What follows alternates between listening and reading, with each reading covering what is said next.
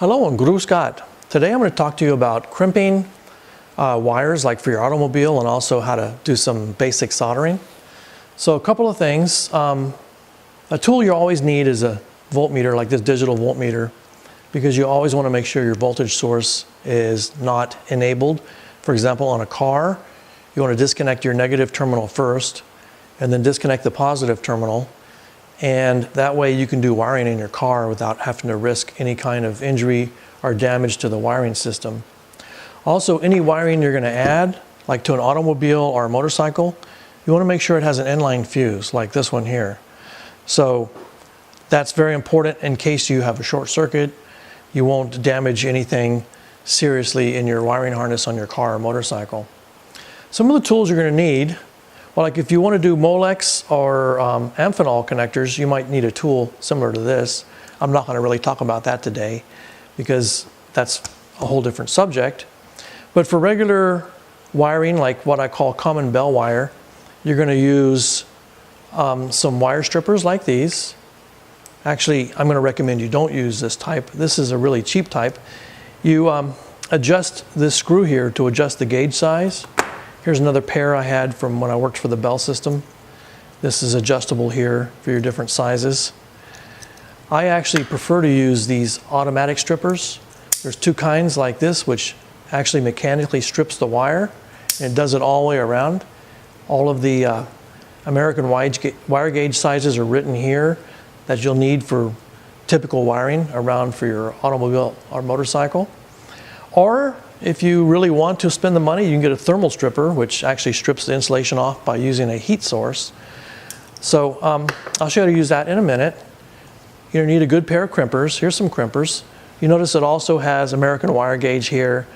It has different places here to strip the wire. I recommend not using these. These always nick the wire and damage it. They're actually pretty horrible for that, but they're good for crimping.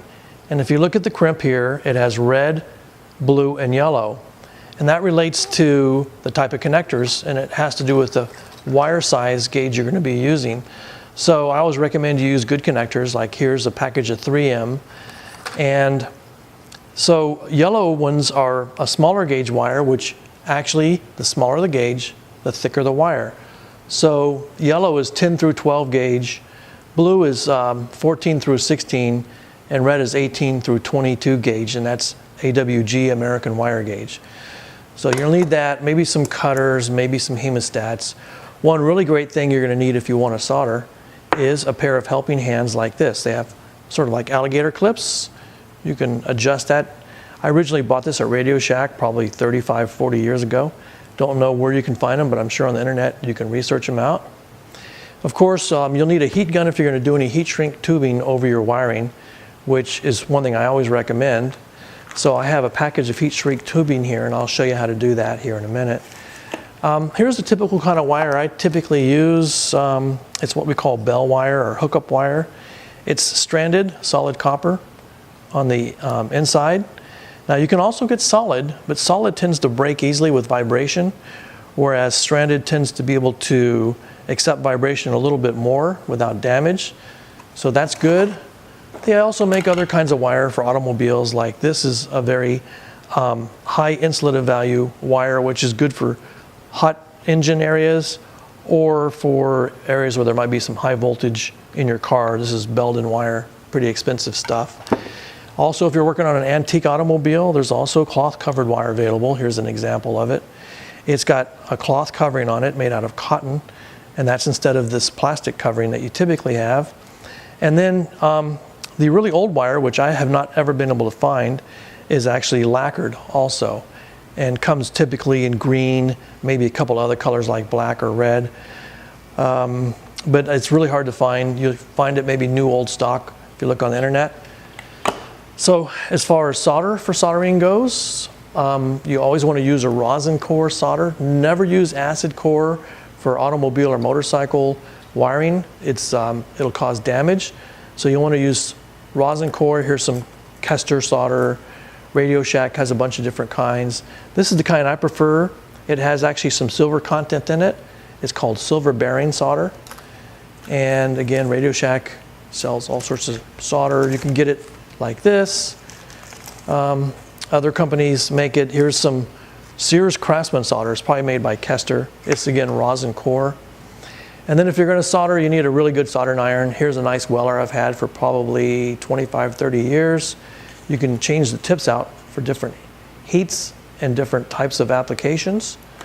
For example, the tip I have on there now is a broad tip, and that's for really pretty high temperature use. I don't typically use this for small wires, and I'll show you more about that in a minute. Also, there's these hand soldering irons. This is a Radio Shack one, which they have some good stuff still at Radio Shack. Nice hand soldering iron. If you want to change the tip out on here, you have to unscrew this. So it's typically a low wattage, what we call a pencil iron.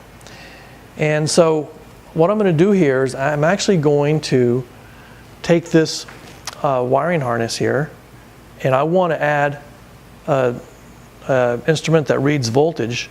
So on the other half of this, where it plugs in, this actually goes to my heat suit for the winter. On the other half, I'm going to add a voltage reading instrument, so that when I plug it in here, it'll tell me the battery voltage, and when I unplug it, it won't be discharging the battery.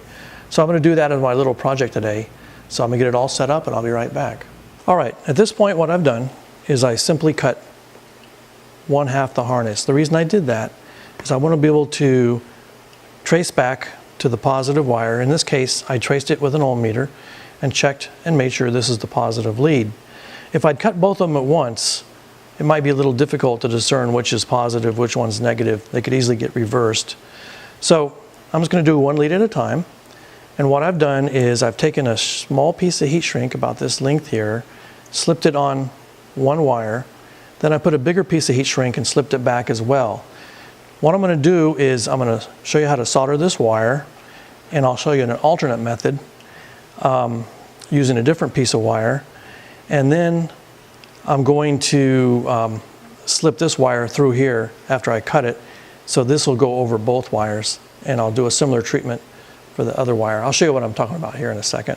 So to strip this wire, I'm going to take my automatic strippers, and if you're not sure what size it is, start with the largest. There we go. Boom. Took it right off. Didn't nick the wire. Looks great. So I'm actually going to twist this. I'm going to do the same thing to the other side. And then I'm going to use my helping hands to help me splice in a wire. So there we go. So I'm going to get that set up, and I'll be right back.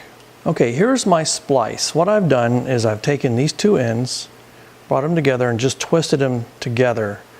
And then I've twisted this red wire here, which goes to my voltmeter on the outside. And I'm going to, after I solder this, I'll show you a couple of different ways to do this. The way I did it and another way, but I'll use some bell wire to make it more easy to see. So the first thing you want to do is, if you have a good iron like this, you want to make sure you have the right tip. I have a small one. You have to use a damp soldering sponge to make sure your tip is nice and clean, and you're always going to wet your tip with some solder. And that's how you prepare the tip. Then you heat from below, and you normally don't apply the solder to the tip, you apply it to the connection. So it should be heating up here any second now. Sometimes you have to put a little on the tip to get the heat to transfer.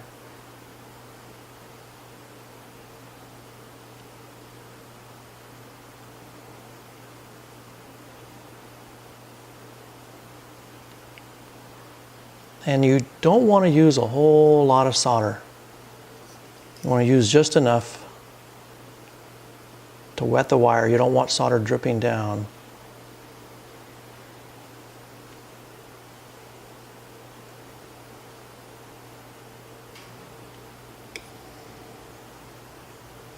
Then after you take the soldering iron away, you don't want to blow on the connection.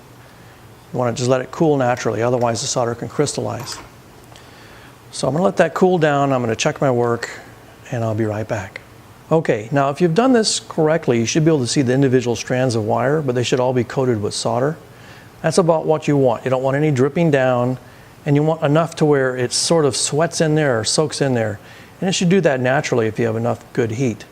So this one's done. I'm going to do the heat shrink tubing here in a second, and then I'll be right back. All right, I'm ready to do my other half. So what I did was I slipped this wire through this red heat shrink, which is going to be on the very outside of both wires. And I have some black heat shrink tubing back there. You always want to clean your iron each time you're going to solder. And again, you're going to want to retin the tip. And then just have some patience here.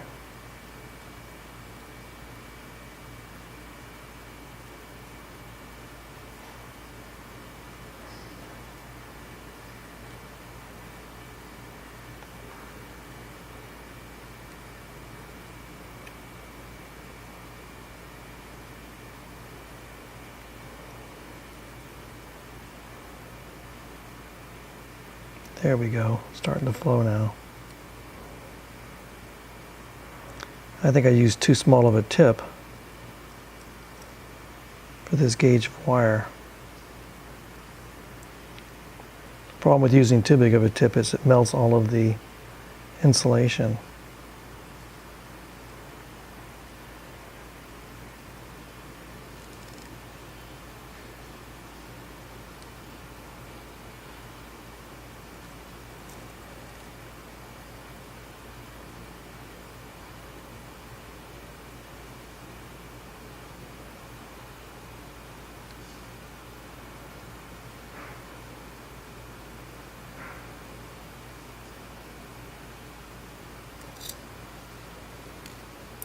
Yeah, definitely should have used a bigger tip. So that's the lesson learned here.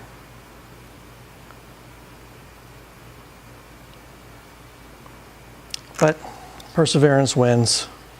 So I'll let that cool down, put the heat shrink on it, and I'll be right back. Okay, I'm ready to heat shrink these wires. I made the joints offset from each other so that if they were to short, they would short against the insulation. It's not likely to happen. So I'm going to turn on my heat gun, let it heat up here for a second. Slip this in here. Shrink down that tubing. You really need a heat gun to do this too. Don't try to use matches, that doesn't really work. Okay, that shrunk down nice. Let's try this one.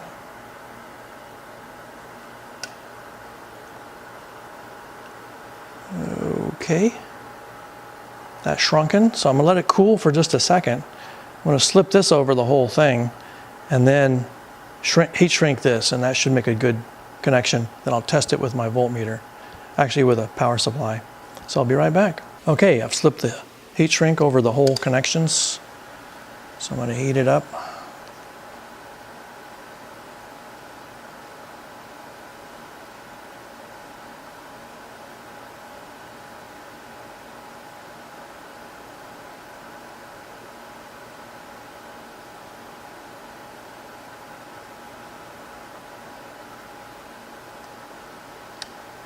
Okay, that should be good. So I'm going to let it cool down. Then I'm going to test it out and make sure it works.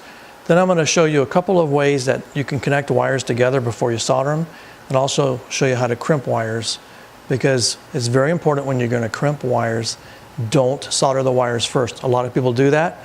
You're not supposed to do that. So I'll be right back. Okay, now I'm ready to test to make sure I got my polarity right and everything works. Right here I have a 12-volt supply set to, about 13.8, which is a typical supply voltage on your motorcycle or car. And I'm going to plug in my unit. And I have this new built-in voltmeter, which is going to show me what's going on. So there we go, and it shows me what the voltage is. It's going to help me monitor to make sure I'm not running my battery down. This is a unit that controls my heated suit. So it looks like everything's working on it.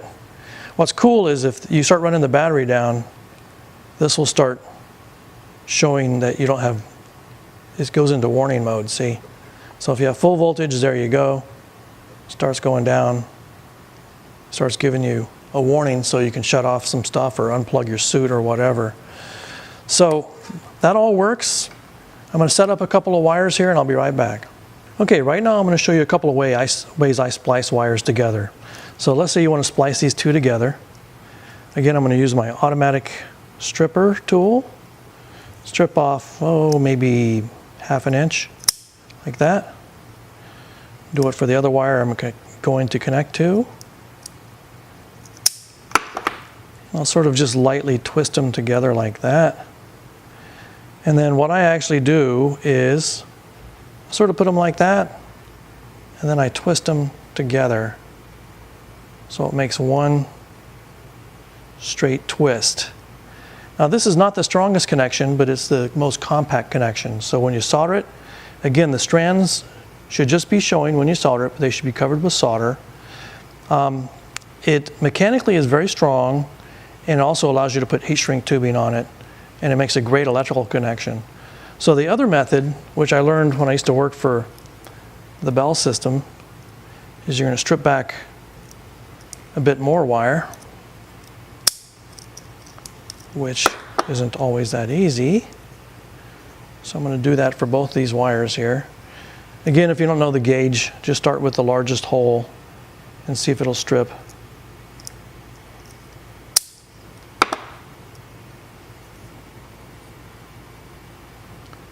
And with this method, you hook the wire like this.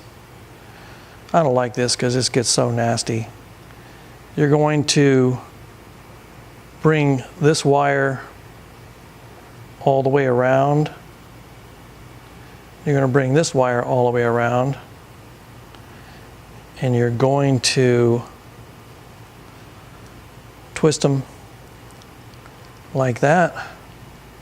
See how bulky that connection is? But it's strong, it won't come apart. I mean, I'm pulling on it right now real tight, and it's not going to come apart. So mechanically, that's the strongest connection. If you have room to work, that's the old way we used to do it in the old days. So that goes like that. Now, the last thing I want to show you is about crimping connectors. So as I had mentioned, connectors come in different sizes. And let me get a couple of connectors out here and get a couple things set up, and I'll be right back, and we'll crimp on some connectors. Okay, let's say I want to put a ring terminal on this bare wire here. So what I do is I strip it down. So once this is inserted just slightly into the connector, the end of it should just about show at the end.